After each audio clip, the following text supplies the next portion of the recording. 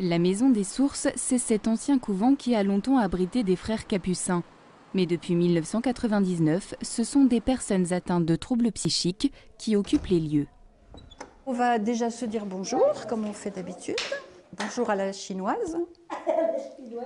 Au cœur du fonctionnement de la maison, une dizaine de salariés, mais surtout une vingtaine de bénévoles, comme Annette.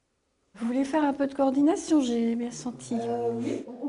Et pour elle, animer cet atelier de gym chinoise lui a permis de changer son regard sur les malades. C'est des gens comme nous qui ont eu des parcours de vie difficiles. On sait en général, on ne sait pas toujours, mais souvent on sait pourquoi ils sont là. Et voilà. Et ici, on les réinsère, on les fait revivre normalement. Une centaine de personnes viennent ici en accueil de jour et 13 habitent les lieux.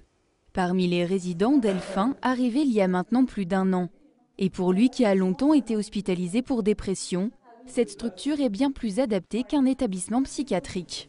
Les infirmiers ou les médecins, dans leur regard, nous accusaient, nous stigmatisaient un petit peu. On avait vraiment l'impression qu'on était vraiment malade et puis qu'on n'avait pas beaucoup d'espoir et tout, alors qu'ici c'est tout le contraire. On nous encourage non seulement dans notre vie quotidienne, mais à l'hôpital on mettait l'accent sur nos défauts et ici on met l'accent sur nos qualités.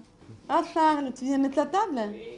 Et pour mettre l'accent sur leurs qualités, rien de tel que de participer aux tâches de la maison.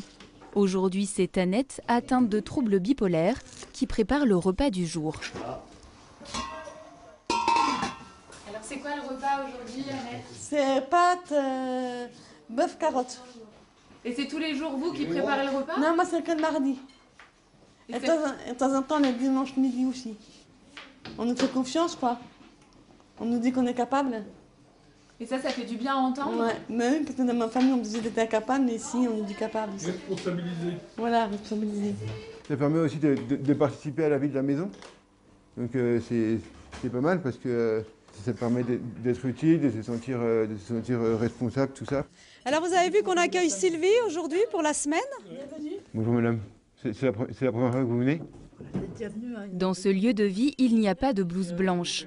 Bénévoles, aides médico-psychologiques ou résidents, tous se côtoient sans distinction et c'est le tutoiement qui est de rigueur. T'as vu ça comme ils sont beaux, hein? C'est Annette qui me les a fait. Oh là là, t'es gâté. Hein? Super. On travaille beaucoup sur le lien, sur la responsabilisation. Donc ils ont une place, on compte sur eux pour que la maison vive.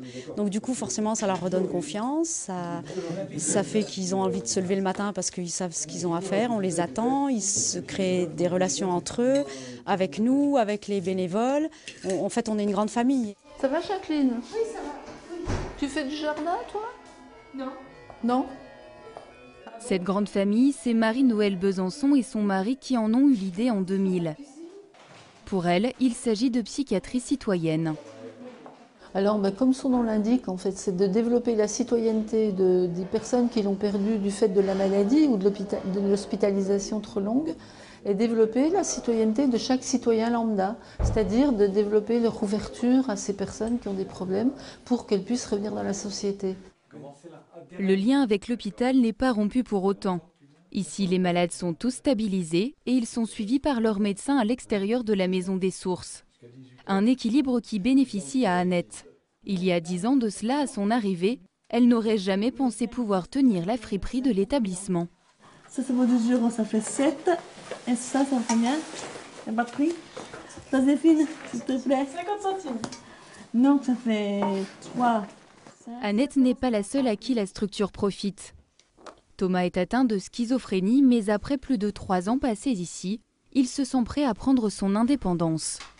Je pense que je vais prendre un appartement dans le quartier. Ça me permettrait d'être plus autonome et en même temps de voir un peu comment c'est quand on a commencé dans la vraie vie. On peut essayer ça? On peut essayer ça, ce sera peut-être plus simple parce qu'il est plus gros. Mais rien ne presse pour Thomas. À la maison des sources, chacun reste autant qu'il veut, à condition de respecter les règles de vie en collectivité et de payer un loyer modéré.